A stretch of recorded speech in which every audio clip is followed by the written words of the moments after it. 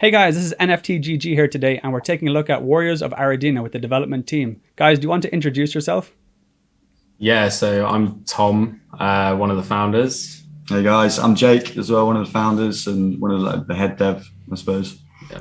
It's absolutely great to have you here. I'm so excited to get into this game because as you know, I bought my first Warrior a few days ago, and I'm glad just to get into this in a bit more depth. But I'm going to start off the questions with what was the inspiration behind the theme of the NFT? Because a lot of people are doing animals and dragons and hatching eggs and whatnot. What made you pick Warriors? And also to double load the question, why is it not just an art collection? You want to do gaming specifically? Yeah, I mean, just that, like, we noticed sort of a space. We obviously grew up gaming. We grew up playing Skyrim, Age of Empires, and we were looking at the NFT space, and it was a lot of cartoon figures. Like, we think they're sick, they're really cool. Like some projects that are coming out, like Vogu and those things, they're so awesome. But we were like, we grew up playing these like characters, and I remember looking back, like 12-year-old self at the Age of Empires, like figurines down the bottom, and I was just like, they're so cool, and getting like a new one is so awesome, a new unit.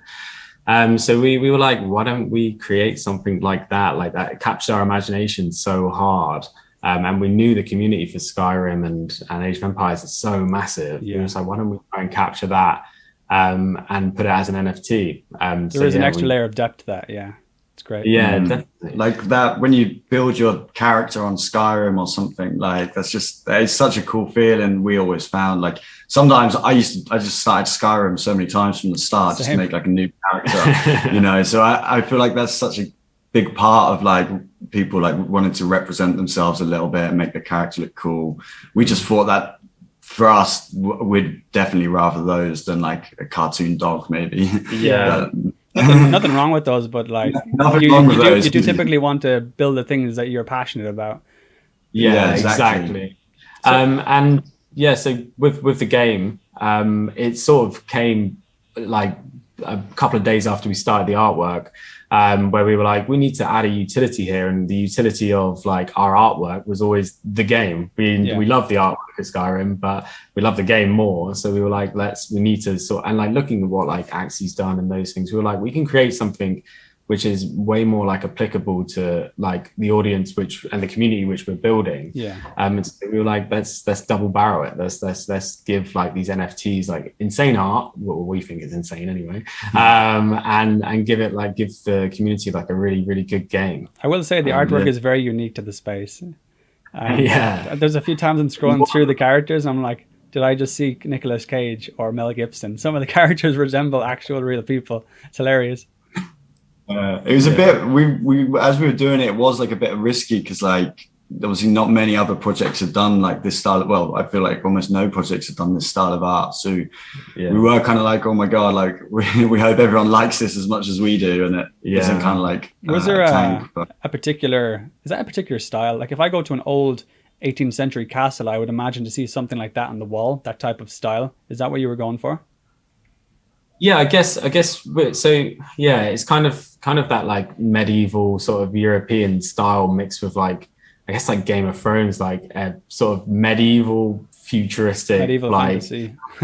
Yeah, exactly. So also when we were looking for like our artist, it's quite important for us. We wanted someone that was as passionate about this kind of stuff as what we were. So we wanted to find the right artist as much as the right art style, because we knew that like if they were passionate as well, it would just like shine through, which I think like it has, because our artist we ended up working with, he's just incredible, man. And he loves like Lord of the Rings, Skyrim. He's done loads of stuff like that before. Yeah, it's actually got on our Discord, we've got posted his art station, so you can go and see what he's done before. He created like hundreds and hundreds of Lord of the Rings. There was like for like a Total War mod, like full mod. I think he done most of the artwork for like a Lord of the Rings mod for one. I can't remember which Total War it was. But, I'm not sure. I mean, it looked. We came across him and we were like, wow, this guy. Like, we want him. He started creating assets for us, and like everyone, we were literally just sat around our computer like kids again, just like looking at armors coming through. We were like, oh wow, it's hard to beat that feeling. It's good. Could you can we jump on into the arena side of the game? I'm really curious because you have a very in-depth piece of information on the white paper about the turn-based and the strategy board. It's hard to digest it just by looking at it. Could you go through like what an arena fight would look like? Yeah, man, sure. So, I mean, we've all grown up like on sort of real time strategy games, both like real time and like turn based. Yeah. We're all massive fans of that style of gameplay. So we kind of like we had like quite a few sort of moments where we'd sit around and kind of discuss what we want, and we really settled on like almost like a chess style battlefield with a lot more like abilities to your units. So rather than just sort of moving backwards and forwards, we wanted to actually add like range fighting and some like multipliers depending if there's spearmen going up against horsemen, but still with that kind of strategic. If you maybe move a piece in the wrong position, you could get really opened up, like in chess, maybe like it's nearly like a digital combination of chess and Warhammers, the collectible game in real life. That's what I was comparing it to in my head because I was playing that a few years ago. Yeah. And maybe, I don't know if you've played Civilization with the battle, sort of obviously the movements, and then like you can sort of only fire like so many squares away or hexes away.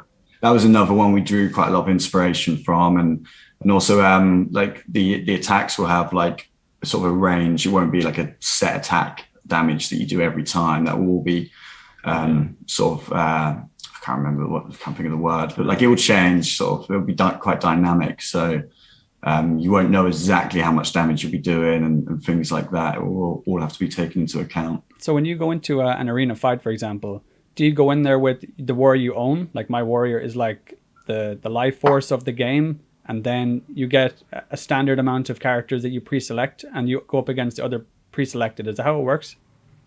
Yeah, that's pretty much how it works. So there's been a few tweaks to the white paper, and we're going to have a version 2 out like very, very soon that will probably be even more in depth. So it might take a little while to read, but that's what we thought. Why not? But we're moving slightly towards more. You will use one warrior in the game, and that will be like your life force, and kind of it'll be like a protect your warrior type game. Okay. But it will have a bit of a buff, so it'll be quite tempting to sort of charge them out, and maybe like when you use the queen in chess, for example, it's you can do a lot of damage, but if you lose it, you'll well, in our case, you'll lose the game, so it's a little bit more risky.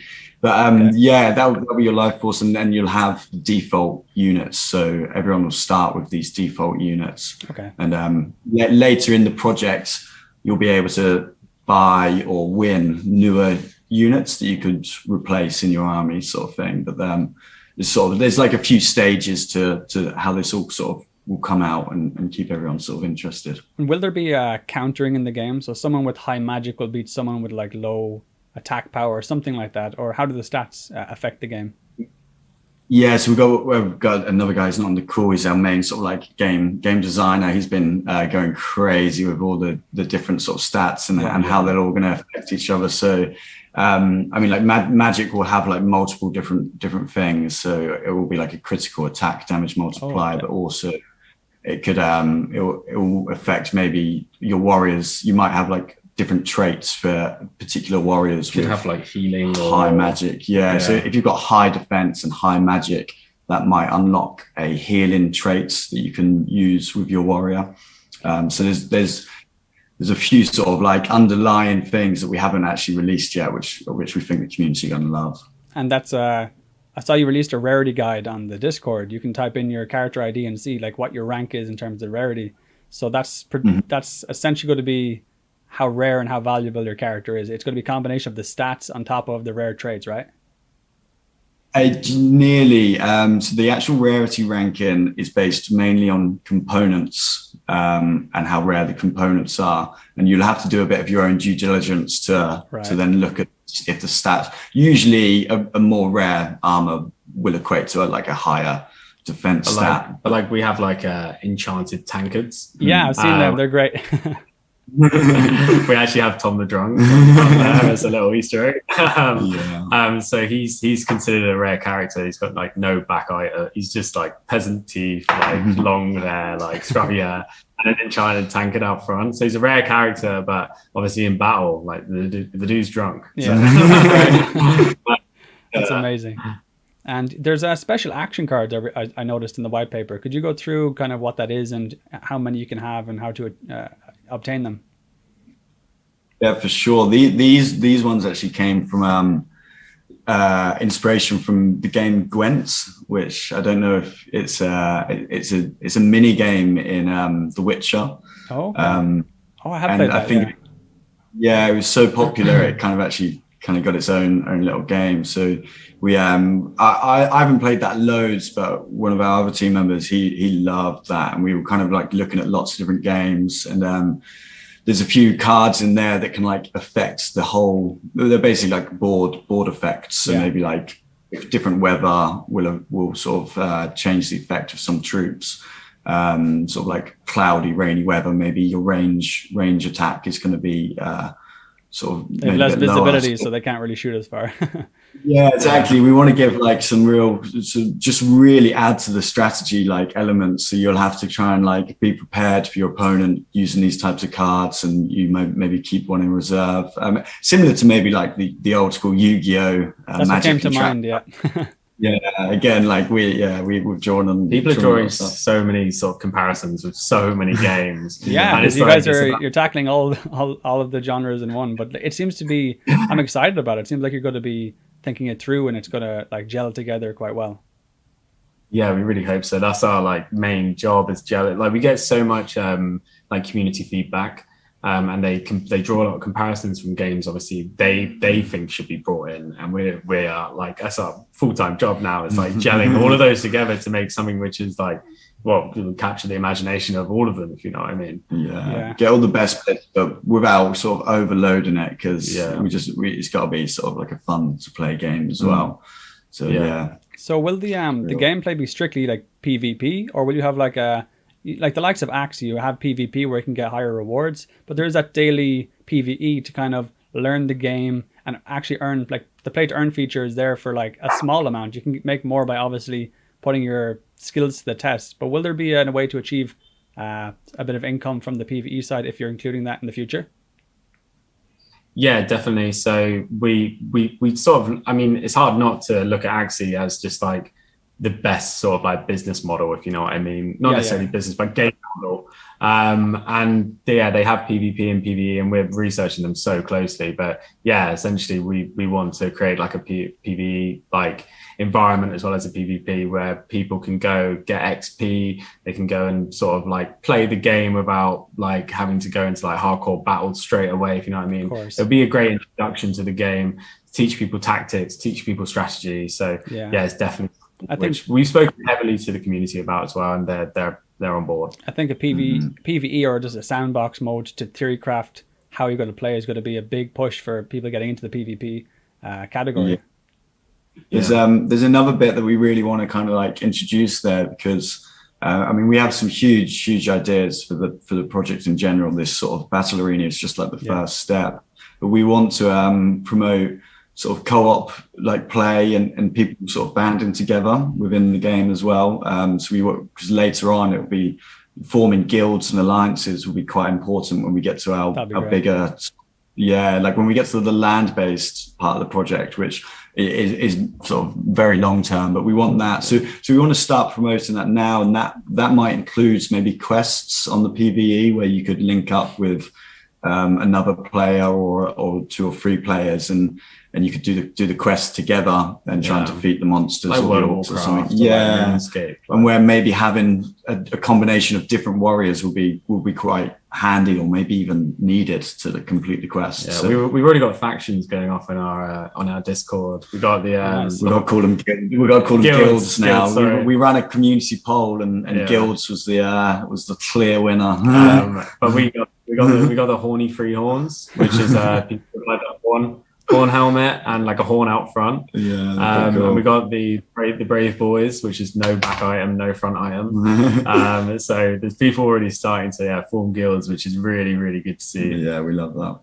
And going back to you mentioned land. What's going to be the primary function? Because it does come with a card. If you buy a warrior right now, you get a piece of land. So what's the primary function of that? And will there be any residual or secondary function that will be added?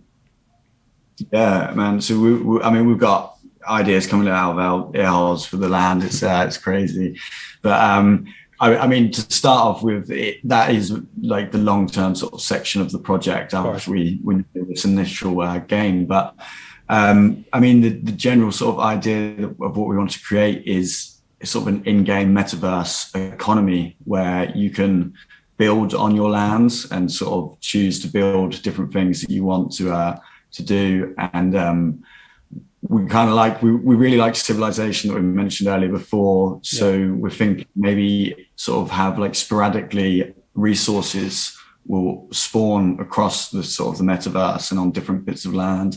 And if you own that land, you could kind of act quite quickly and mine some of the resources, which would then allow you to create items or just sell the resources in the sort of in-game economy, which will sort of allow people to build new buildings and other things on their land. So there's a little bit of like a kind of, you can almost maybe earn a bit of money from your land if you're mining it or farming on it and spreading sort of items into the economy. And then, we've got, I mean, we really like ideation and kind of exploring what will be the best there, but we want to build some sort of then battle system where guilds could battle against other guilds and there'll be like prizes up for grabs. And if you've built better defenses on your land, you're going to get sort of bonuses and effects from that. But there's huge amounts of balancing to go into a game like that to make sure it's sort of fair and fun for everyone to play. But they're the kind of like the direction we want to go with that one.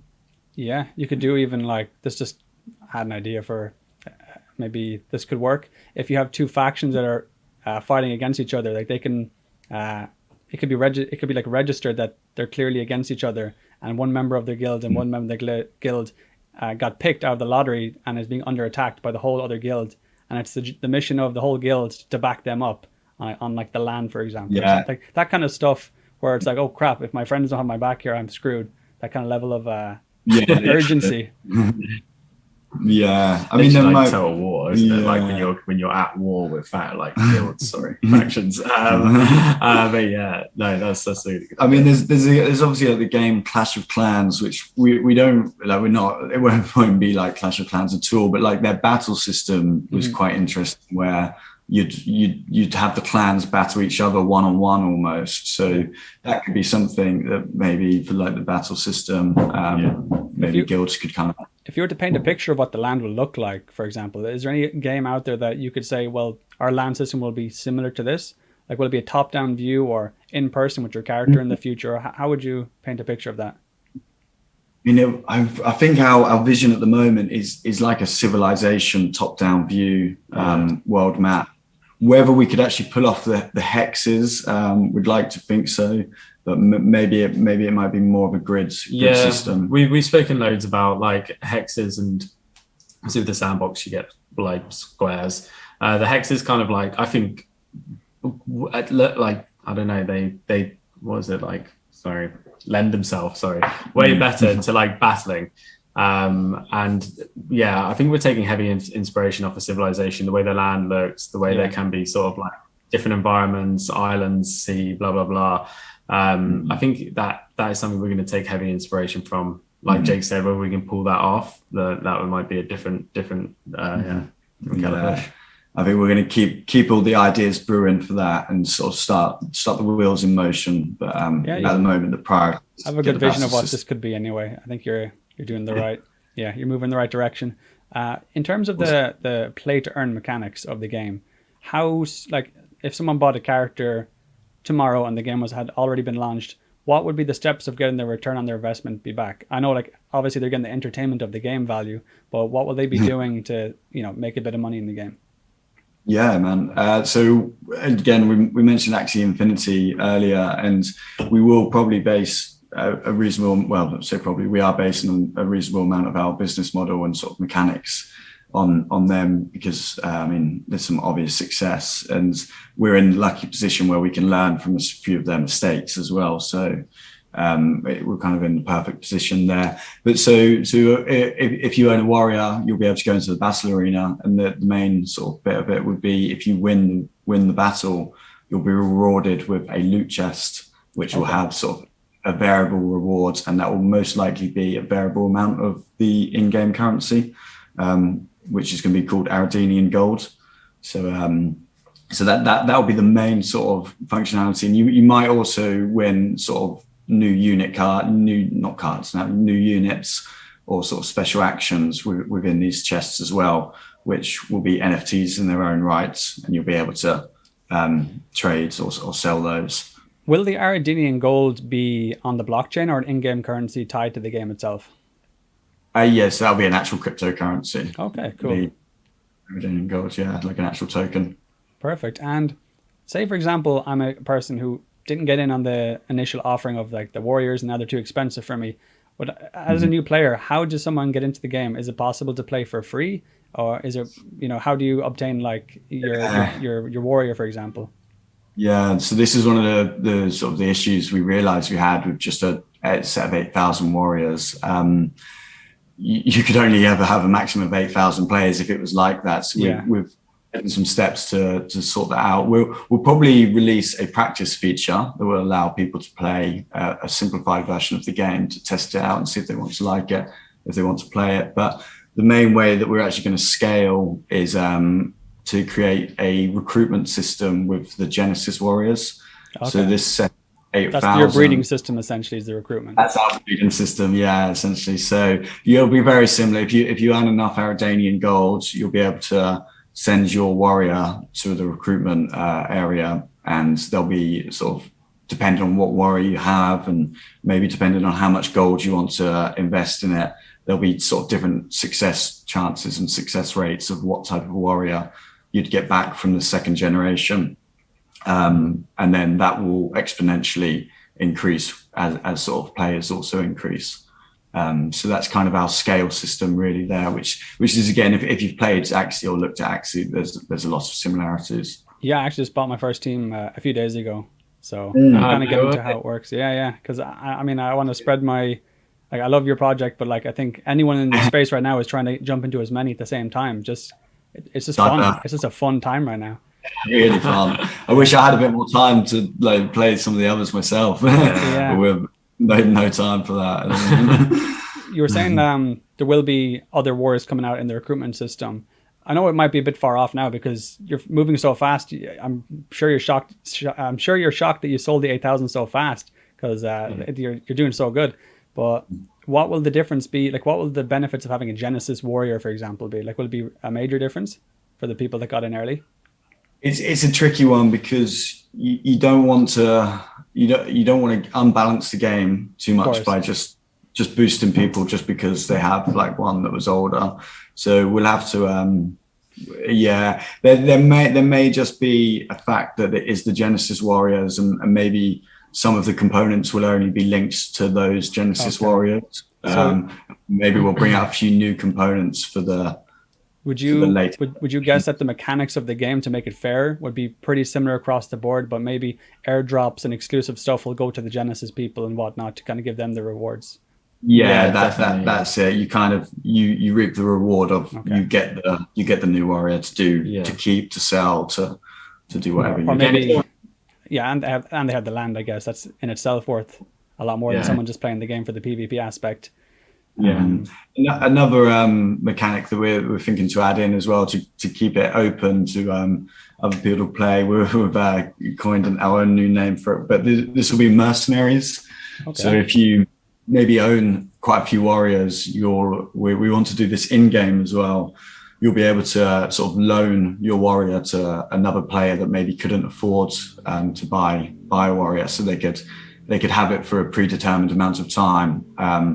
And there'll be a split of the the earnings sort of the percentage will be split. What's like the Axie scholarships, like okay, sort of the would that be? I know this is like you're still theory crafting your own game here of what you're going to do, but do you reckon that will that character be able to be split into multiple different people or one at a time?